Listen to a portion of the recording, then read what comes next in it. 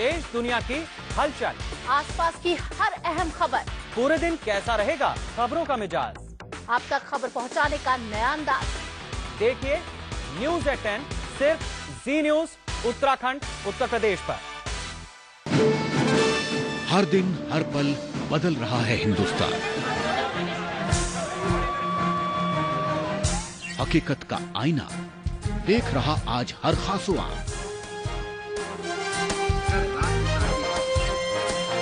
कहां, कब और कैसे बनी खबर, देखिए दिन भर रोज रात 10 बजे सिर्फ जी न्यूज उत्तराखंड उत्तर प्रदेश पर। प्रायोजक हैं V guard wires 135 AH Okaya tubular inverter battery अब केवल 6,990 रुपए में। टैक्स अतिरिक्त ऑफर सीमित समय के लिए। प्रकृति जैसी शुद्धता हमारी पहचान MDH मसाले the real spice of India और एक्वालाइट हर कदम विश्वास के साथ।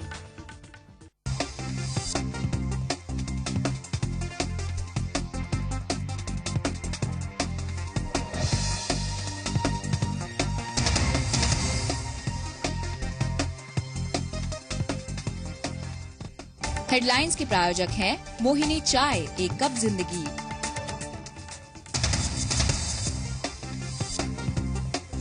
कांग्रेस पर फिर जमकर बरसे मुलायम सिंह यादव। बोले कांग्रेस के हजारों हाथ, लड़ना आसान नहीं। मुलायम का आरोप, कांग्रेस के पास है CBI की ताकत, भिजवा सकती है जेल, दर्ज करवा सकती है मुकदमा। बड़ा सवाल, CBI से क्यों डर रहे मुलायम। बीजेपी बैठक में पहुंचे आडवाणी ने की राम मनोहर लोहिया की तारीफ। मुलायम बोले अच्छे लोगों की होती है तारीफ, लेकिन उमा भारती के निशाने पर आए मुलायम। कहा असली लोहियावादी नहीं है मुलायम। महंगाई देश की सबसे बड़ी समस्या। CII के कार्यक्रम में प्रधानमंत्री का भरोसा, जल्द हासिल करेंगे ऊंची विकास दर, लेकिन नहीं बताया घटाने महंगाई का फॉर्मूला। बीजेपी बोली निराशाजनक भाषण। क्रिमिनल लॉ अमेंडमेंट बिल बना कानून, राष्ट्रपति ने दी बिल को मंजूरी। संसद के दोनों सदनों में पहले ही हो चुका है पास। बलात्कार आरोपी के लिए 10 साल की सजा का प्रावधान। कुंडा कांड की जांच में तेजी। MLC अक्षय प्रताप सिंह, रोहित सिंह से पूछताछ जारी। DGP का बयान, हटाए जाएंगे 4 थाना अध्यक्ष, ASP। CBI ने लगाया था जांच में असहयोग का आरोप।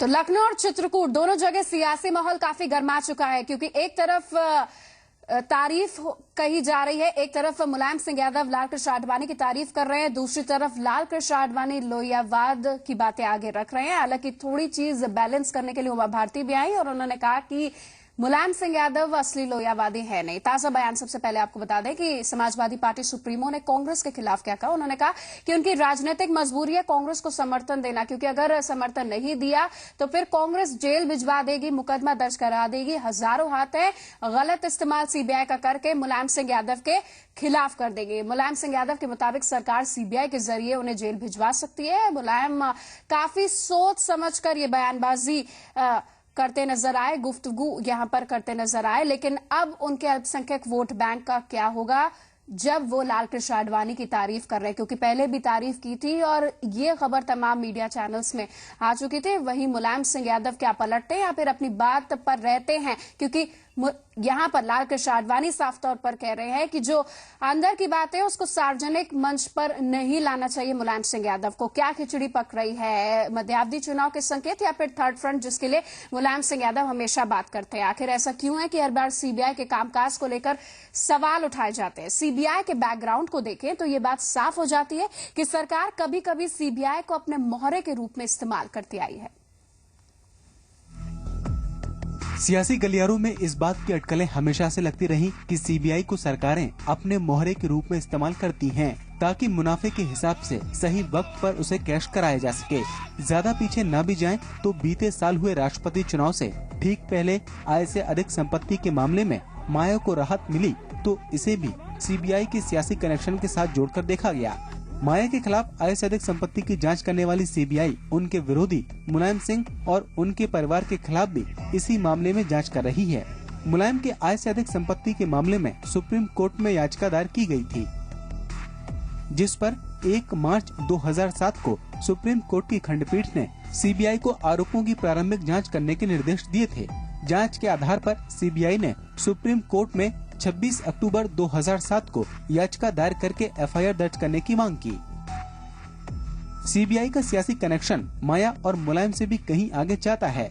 बिहार के पूर्व मुख्यमंत्री लालू प्रसाद यादव और उनकी पत्नी राबड़ी देवी के खिलाफ आय से अधिक संपत्ति के मामले में सीबीआई के पूर्व निदेशक अश्विनी कुमार ने खुलासा कर इस बात की तस्दीक की थी कि कैसे केंद्र सरकार ने सीबीआई को अपने फायदे के लिए इस्तेमाल किया। सीबीआई निदेशक ने खुलासा किया था कि प्रदीप माथुर हमारे साथ फोन लाइन पर जुड़ गए हैं। प्रदीप जी, मुलायम सिंह यादव का ताजा बयान आया कि कांग्रेस सीबीआई का गलत इस्तेमाल करती है, लेकिन समय समय पर राजनीतिक मजबूरी के कारण मुलायम ने आपकी सरकार को समर्थन यहां पर दिया। आपके जो इस पर आपकी प्रतिक्रिया क्या है? ये माननीय मुलायम सिंह यादव जी का निराधार आरोप है। कांग्रेस कभी इस तरह का कार्य नहीं करती और न ही किसी को डराने का सीबीआई के माध्यम से काम करती, न ही किसी को दबाने का काम करती। इस आरोप में कोई दम नहीं है, ये मिथ्या प्रचार है कांग्रेस के खिलाफ। प्रदीप माथुर जी, चूंकि एसपी बाहर से आपकी सरकार को लगातार समर्थन देती आई है, लेकिन बीजेपी से भी नजदीकियां बढ़ रही। कह रहा हूँ कि मुलायम सिंह यादव जी एक बड़े नेता हैं और वो इस तरह का बयान देते हैं तो समझ में नहीं आता ऐसा बयान क्यों देते हैं। और कांग्रेस कभी इस तरह के कोई कार्य नहीं करती जिससे किसी को खामखा परेशानी हो। चलिए, बहुत धन्यवाद हमारे साथ जुड़ने के लिए। तो कांग्रेस इस तरीके के बयान से काफी हैरान है और साफ तौर पर कह रही कि मुलायम सिंह यादव सियासत में एक बड़ा कद है, इस तरीके की बयानबाजी से उन्हें बचना चाहिए। सीबीआई के जरिए जेल भेज सकती है केंद्र सरकार की। कांग्रेस की अगर बात करें तो गलत इस्तेमाल सीबीआई का किया जा सकता है। कांग्रेस और मुलायम के बीच खटास लगातार बढ़ती जा रही है। वहीं कांग्रेस पर हमला बोलने वाले मुलायम सिंह यादव बीजेपी से लगातार नजदीकियां बढ़ा रहे हैं। लखनऊ में मुलायम सिंह यादव ने क्या कुछ कहा, पहले वो सुन लेते हैं। देखिए, कब से कुछ सोचिए कि लड़ाई कहाँ हम लड़ रहे हैं तो किससे लड़ रहे हैं। जी जी जी नहीं, मेहनत करते हैं, बहुत पत्रकार बहुत मेहनत करते हैं। इससे कांग्रेस सरकार में लड़ना मामूली बात है। सरकार के 1000 हाथ होते हैं जो कुछ भी कर देंगे, हमें जेल में भी डाल देंगे, मुकदमा भी लगा देंगे, सीबीआई भी लगा देंगे, सब कर देंगे। चलिए ठीक है।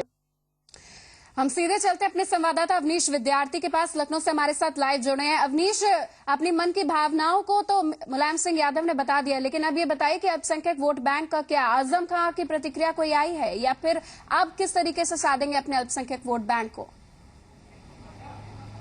नहीं, देखिए, जहां तक मुलायम सिंह यादव के बयान की बात है, समाजवादी पार्टी इसकी सफाई आडवाणी को लेकर के जो उनके समर्थन में उनका बयान आया था उसको लेकर के अपनी सफाई पहले दे चुकी थी। हालांकि आजम खान ने तब भी इस पूरे मामले पर विरोध किया था और कहा था कि आडवाणी जो है वो बाबरी विध्वंस के आरोपी हैं, दोषी हैं और उस तरह के नेता को कतई अच्छा नहीं कहा जा सकता था। तब ये माना जा रहा था कि पार्टी दो तरफा रणनीति चल रही है। एक तरफ तो अल्पसंख्यक मतदाताओं को रिझाने के लिए, कहीं ना कहीं कंसोलिडेट करने के लिए आजम खान या दूसरे और मुस्लिम नेताओं से बयान दिलवाए जाते हैं, वहीं दूसरी ओर कहीं न कहीं एनडीए और बीजेपी के नेताओं से नजदीकी साधने के लिए एक के बाद एक समाजवादी पार्टी के नेता, चाहे लोकसभा के अंदर बजट सत्र के दौरान राजनाथ सिंह, सुषमा स्वराज और सिलसिलेवार तरीके से अटल बिहारी वाजपेयी की सरकारों की तारीफ होती है और फिर आडवाणी की तारीफ लखनऊ में लोहिया जयंती के अवसर पर होती है। तो ये सारी चीजें जो है वो कहीं न कहीं दो तरफा जो है रणनीति का हिस्सा मानी जा रही थी। लेकिन अब जिस तरीके से आज जो है मुलायम सिंह यादव ने जो है बयान दिया और साफ तौर पर सीबीआई को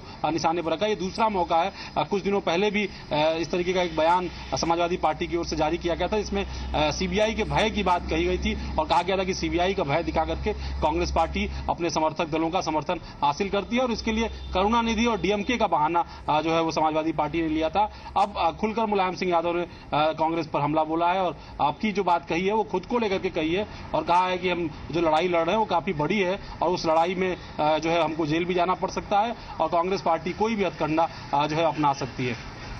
वासन जी, जिस अल्पसंख्यक वोट बैंक के कारण, उनकी मजबूती के कारण चमत्कारी परिणाम लेकर समाजवादी पार्टी दोबारा सत्ता में वापस लौटी उत्तर प्रदेश में, क्या मुलायम सिंह का ये जो बयान है क्या कुछ करवट, क्या मोड़ लेगा या फिर मुलायम सिंह यादव को दोबारा पलटी करनी पड़ेगी, सफाई पेश करनी पड़ेगी कि उनका ये मतलब नहीं था?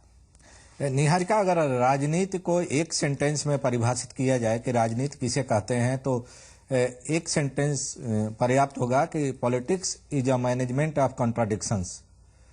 कि विरोधाभासों को मैनेजमेंट करना, उसका प्रबंधन ही राजनीति है। और मुलायम सिंह सरीखे जो कद्दावर और अनुभवी नेता हैं, वे इस बात को अच्छी तरह समझते हैं कि कब किस मौके पर किन लोगों के बीच में किस तरह का बयान जारी करना चाहिए, कब अपने उन बयानों से पलटना चाहिए। ये सारी जो कवायद देखने को मिल रही है पिछले 2-3 महीने से, इसके पीछे मकसद बिल्कुल साफ है कि 2013-14 के आसपास जब लोकसभा के चुनाव हों और चुनाव के बाद जो भी परिणाम आए तो उसमें किसी भी कीमत पर कांग्रेस पार्टी को दोबारा सत्ता तक न पहुंचने दिया जाए। और शायद इसीलिए ये सारी जो पृष्ठभूमि तैयार की जा रही है वह इसलिए की जा रही है कि अगर एनडीए के घटक दलों की बढ़त रहती है तो समाजवादी पार्टी और बाकी ऐसे तमाम दल बाहर से उसको समर्थन करेंगे और देश में एनडीए के नेतृत्व में सरकार बनेगी।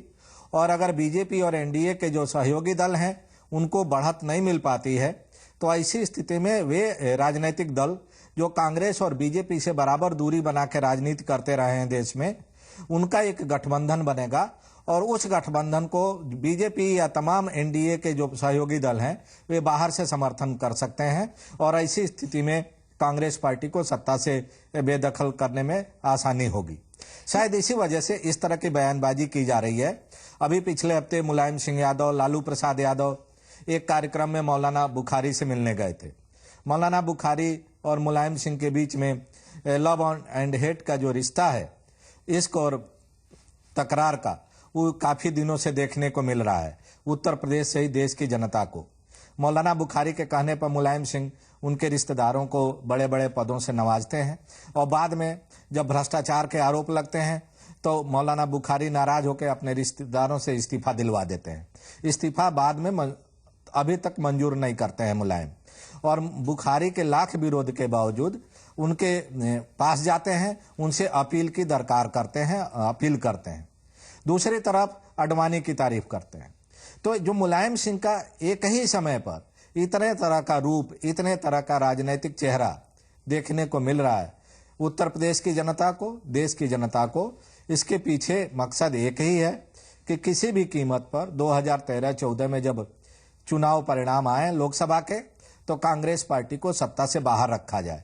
इसलिए आज भी आडवाणी जी ने चित्रकूट में और मुलायम सिंह यादव ने लखनऊ में, जहां एक दूसरे की परोक्ष और सीधे तौर पर तारीफ की है, वहीं अपने अपने कार्यकर्ताओं को चुनाव के लिए तैयार रहने के लिए मंत्र भी दिया है।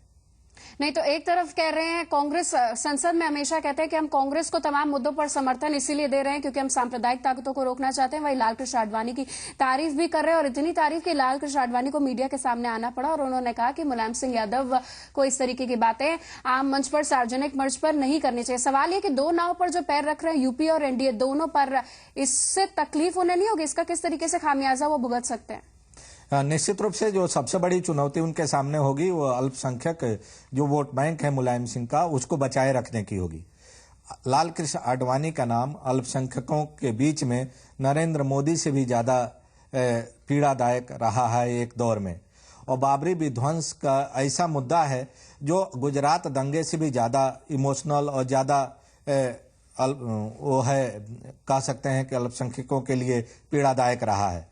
अल्पसंख्यक समुदाय आज भी बाबरी विध्वंस की उस तारीख को भूल नहीं पाता है। तो ऐसी स्थिति में मुलायम सिंह यादव निश्चित रूप से बहुत बड़ी राजनीतिक जोखिम उठाने की कोशिश कर रहे हैं, लालकृष्ण आडवाणी की तारीफ करके, लालकृष्ण आडवाणी को एक ईमानदार नेता कहके, क्योंकि लालकृष्ण आडवाणी बाबरी विध्वंस के आरोपी हैं। अभी 2 दिन पहले सुप्रीम कोर्ट ने सीबीआई को लताड़ लगाई थी कि लालकृष्ण आडवाणी के विरुद्ध जो बाबरी विध्वंस का मामला था उसकी पैरवी में हिला हवाली क्यों की गई। और आज मुलायम सिंह, लालकृष्ण आडवाणी और संघ के जो एक तरह से कह सकते हैं कि मुख्य नेताओं में हुआ करते थे और जनसंघ के संस्थापक श्यामा प्रसाद मुखर्जी की सार्वजनिक तौर पर तारीफ करते थक नहीं रहे। यह भी सच है कि डॉक्टर दीनदयाल उपाध्याय और डॉक्टर लोहिया दोनों मुलायम के पसंदीदा नेता रहे हैं। डॉक्टर दीनदयाल उपाध्याय इटावा जनपद से उनका संबंध रहा और डॉक्टर लोहिया फैजाबाद से लगा हुआ अकबरपुर जिले से, और ये दोनों जिला मुलायम सिंह के लिए बेहद पसंदीदा जिला रहा है।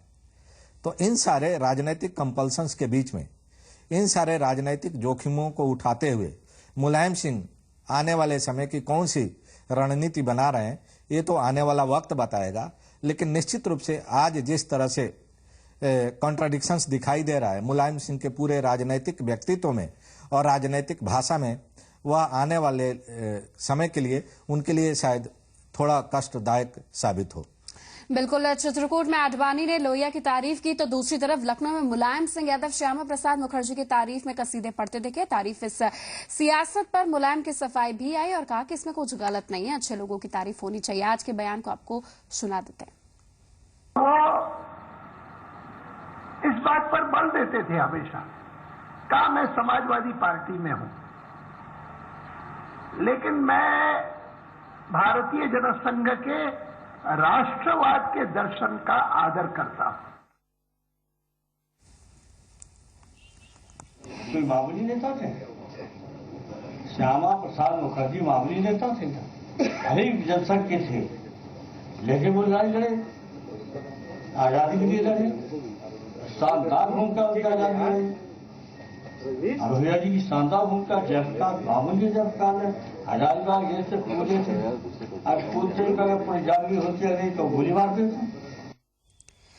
हम सीधे चित्रकूट चलते, विवेक हमारे साथ लाइव मौजूद है। विवेक, आप बता रहे थे कि इस वक्त तो वहां पर ब्रेक चल रहा है, लेकिन इस ब्रेक के दौरान मुलायम सिंह यादव जो सियासी जोखिम ले रहे, जो मन की भावनाएं उन्होंने बोली, उसको किस तरीके से बीजेपी क्या ले सकती है, झेल सकती है, क्या अंदर की रणनीति बन रही है? क्योंकि जब आडवाणी ने तारीफ की तो उमा भारती ने उसको काउंटर करके कह दिया कि मुलायम सिंह यादव लोहियावादी थे ही नहीं।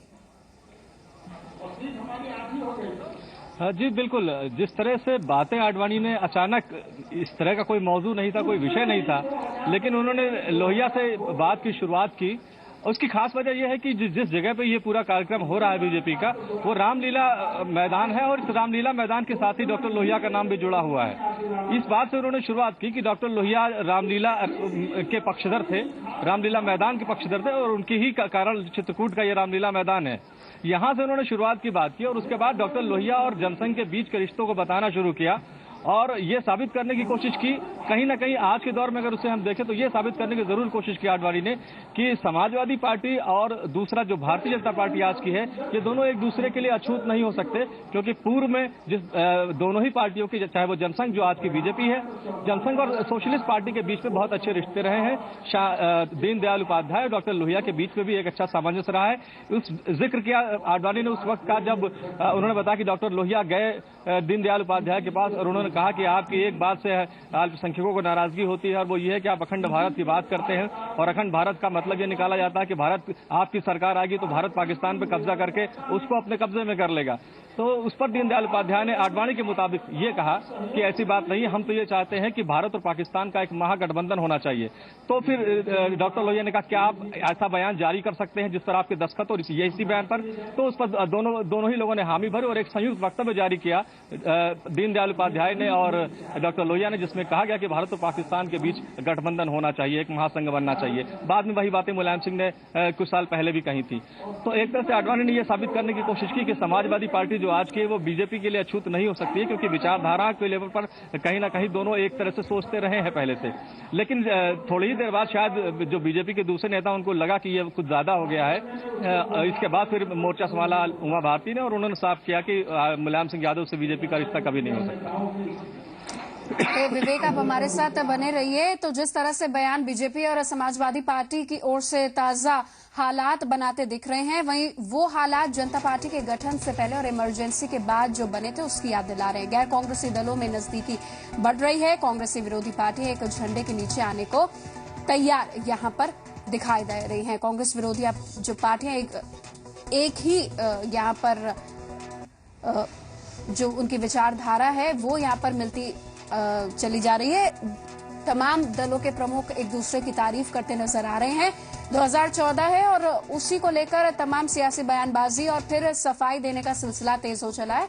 हमारे चैनल के संपादक हमारे साथ जुड़े हैं वासिन जी। AIDMK, चूंकि बीजेपी अगर जयललिता की बात करें तो वो नरेंद्र मोदी से नजदीकी बढ़ा चुकी है, DMK तुरंत वॉकआउट कर चुकी है, तृणमूल भी बाहर निकल चुकी है और अब समाजवादी पार्टी जो मुख्य संकट मोचक है कांग्रेस की, कभी भी कोई भी मुद्दा होता है अब क्या लग रहा है कि कोई एक अलग फ्रंट बन जाएगा, कोई थर्ड फ्रंट बनेगा? ये जो महागठबंधन की बात कही जा रही है उससे सियासत किस मोड़ पर आ जाएगी?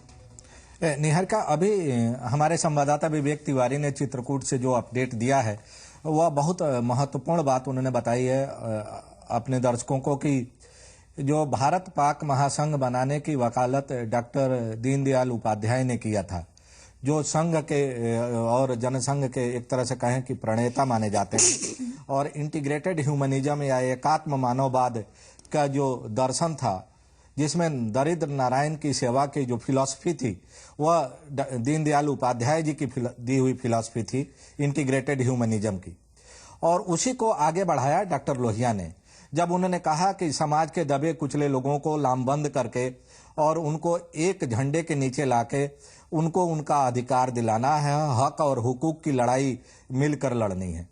तो जो आइडियोलॉजी, जो वैचारिक मतभेद की बात बाद के दिनों में देखने को मिल रही थी संघ और बाकी राजनीतिक दलों के बीच में, वह लग रहा है कि फिर वापस जा रहे हैं उस दौर में जब दीनदयाल उपाध्याय और डॉक्टर लोहिया के समय में एक वैचारिक एका देखने को मिली थी और वैचारिक आधार पर जो आपसी मतभेद थे उसको दूर करने की कोशिश हुई थी, और शायद उसी रास्ते पर चलते हुए आडवाणी और मुलायम सिंह अब धीरे धीरे एक दूसरे को की तारीफ करते दिखाई दे रहे हैं। लेकिन दोनों को एक खतरा बना हुआ है कि जिस हार्ड लाइन पॉलिटिक्स के चलते या कह सकते हैं कि कट्टर राजनीतिक विचारधारा के चलते जनसंघ से लेकर भारतीय जनता पार्टी और भारतीय जनता पार्टी से लेकर आज तक जो हिंदुत्व का जो एजेंडा था, जो राम मंदिर का एजेंडा था, जिसके दम पर भारतीय जनता पार्टी को सत्ता तक पहुंचने में कामयाबी मिली थी,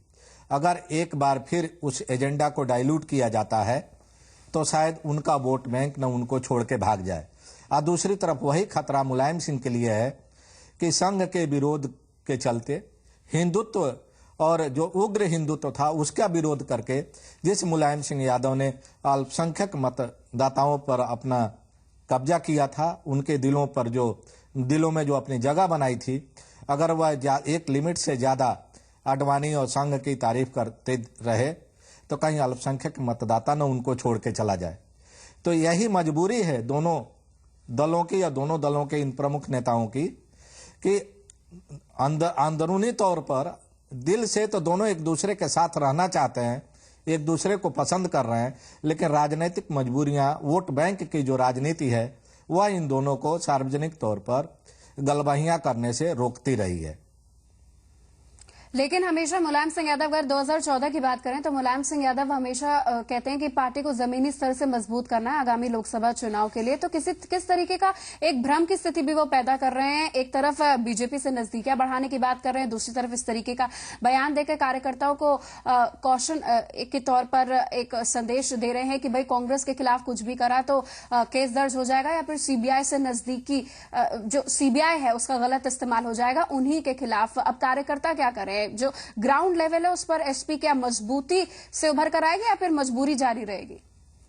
नहीं, इसके पीछे का मकसद ये भी हो सकता है मुलायम सिंह का कि मुलायम सिंह बीच बीच में यह भी कहते रहे अपने कार्यकर्ताओं को कि अगर 60 सीट लोकसभा के चुनाव में समाजवादी पार्टी जीत लेती है तो देश की सरकार बनने में और देश की सरकार चलाने में समाजवादी पार्टी की महत्वपूर्ण भूमिका होगी, और ऐसी स्थिति में समाजवादी पार्टी के विरुद्ध या समाजवादी पार्टी के खिलाफ कोई भी राजनीतिक दल या कोई भी सरकार मनमाने ढंग से काम नहीं कर पाएगी।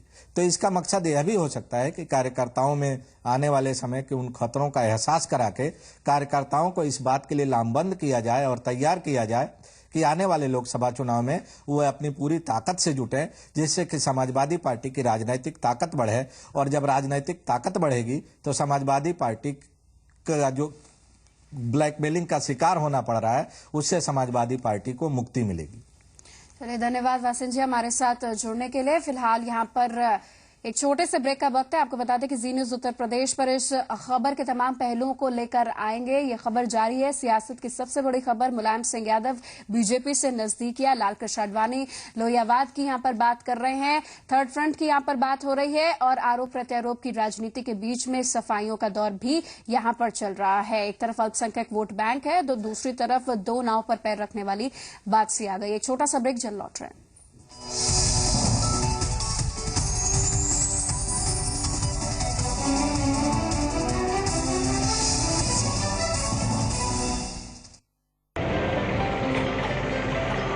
समय के साथ सपने बदले और नजरिया भी।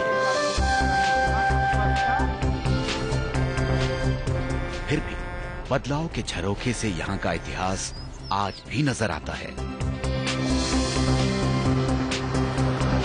बदलते समय की बदलती तस्वीर।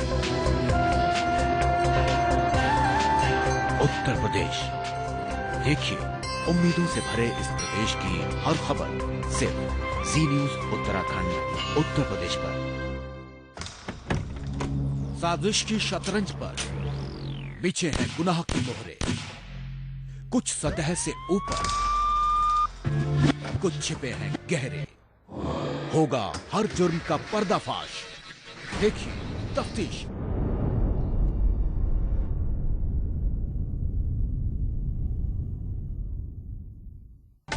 प्रायोजक हैं कैंपस, जिंदगी जियो यारो, चने का असली स्वाद MDH चना मसाला और टाटा टी। दुनिया के हर कोने से उठती है खबरों की लहर।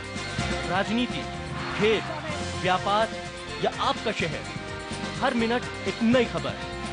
देखिए 25 मिनट 25 खबरें रोज सुबह 9 और रात 10:30 बजे सिर्फ जी न्यूज उत्तराखंड उत्तर प्रदेश पर। प्रायोजक हैं कफ गॉन, खांसी से आराम केवल 28 रुपए 50 पैसे में 100 ml। मुद्दों की असलियत और तस्वीरों का सच हम लाते हैं आप तक, बेबाक और बेहिचक। देखिए देश और दुनिया की असली खबर न्यूज एट 8:30 सिर्फ जी न्यूज उत्तराखंड उत्तर प्रदेश पर। प्रायोजक हैं TVS Phoenix 125। सबका दिल मेरी मुट्ठी में, बस एक चुटकी में MDH पाव भाजी मसाला। बंदे में है दम, पहचाने सिर्फ हम। और Birla white wall care putty, पपड़ी की छुट्टी। देश दुनिया की हलचल, आसपास की हर अहम खबर, पूरे दिन कैसा रहेगा खबरों का मिजाज, आप तक खबर पहुंचाने का नया अंदाज। देखिए न्यूज एट 10 सिर्फ जी न्यूज उत्तराखंड उत्तर प्रदेश पर। हर दिन हर पल बदल रहा है हिंदुस्तान। हकीकत का आईना देख रहा आज हर खासो आंख। कहां, कब और कैसे बनी खबर, देखिए दिन भर रोज रात 10 बजे सिर्फ जी न्यूज उत्तराखंड उत्तर प्रदेश पर। प्रायोजक हैं V guard wires 135 AH Okaya tubular inverter battery अब केवल 6,990 रुपए में। टैक्स अतिरिक्त, ऑफर सीमित समय के लिए। प्रकृति जैसी शुद्धता हमारी पहचान MDH मसाले, the real spice of India और एक्वालाइट, हर कदम विश्वास के साथ। मुद्दों की असलियत और तस्वीरों का सच हम लाते हैं आप तक, बेबाक और बेहिचक। देखिए देश और दुनिया की असली खबर न्यूज एट 8:30 सिर्फ जी न्यूज उत्तराखंड उत्तर प्रदेश पर। प्रायोजक हैं TVS Phoenix 125। सबका दिल मेरी मुट्ठी में, बस एक चुटकी में MDH पाव भाजी मसाला। बंदे में है दम, पहचाने सिर्फ हम। और Birla white wall care putty, पपड़ी की छुट्टी। सवाल यह है कि इस दुनिया को बनाने बॉलीवुड के खजाने से क्लासिक फिल्मों का सफर। की मस्ती के मस्ताने हजारों में। नंबर भी रचा कर देख ले, तुम्हारी कसम। कुछ धमाकेदार ब्लॉकबस्टर भी तोड़ दूंगा। क्या चाहते हो मांडवा? फिल्म के हर पहलू पर नजर। प्यार हुआ, इकरार हुआ, फ्लैशबैक शनिवार शाम 5 बजे सिर्फ जी न्यूज उत्तराखंड उत्तर प्रदेश पर।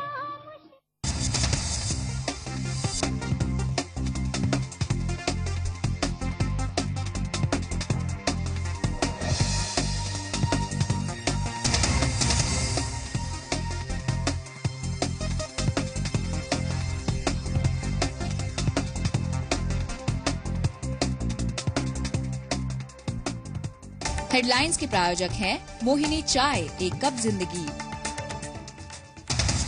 लोकसभा चुनाव की सुगबुगाहट तेज, सियासी बयानबाजी से गरमाया माहौल। जनता पार्टी के गठन के पहले के बने हालात, कांग्रेस विरोधी फ्रंट बनाने की कवायद तो नहीं कही।